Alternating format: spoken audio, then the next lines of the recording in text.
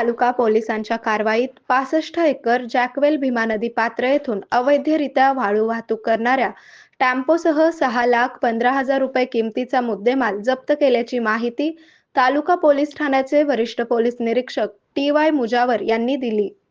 दिनांक 22 फेब्रुवारी रोजी पहाटे 5 वाजण्याच्या सुमारास पंढरपूर तालुका पोलीस स्टेशनच्या पोलिसांनी येथील उपविभागीय पोलीस अधिकारी प्रशांत डगळे यांच्या मार्गदर्शनाखाली 65 एकर जॅकवेल येथून भीमा नदी पात्रातून गावातील भीमा नदी पात्रालगत असलेल्या ठिकाणी अवैधरित्या अशोक लीलँड कंपनीच्या टेम्पोमध्ये टेम्पो चालक आदित्य मनोज माने राहणार आंबेगाव अवैधरित्या शासनाच्या मालकीची भीमा नदी पात्रातील वाळू टेम्पोमध्ये चोरून घेऊन जात असताना त्यास विसावा 3 रस्ता चौक येथे ताब्यात घेण्यात आले.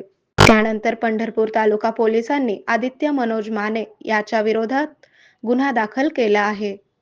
त्याच्याकडून वाळू व अशोक लेलँड कंपनीचा टेम्पो असा एकूण 6,15,000चा मुद्देमाल जप्त करून त्याला ताब्यात घेतले आहे.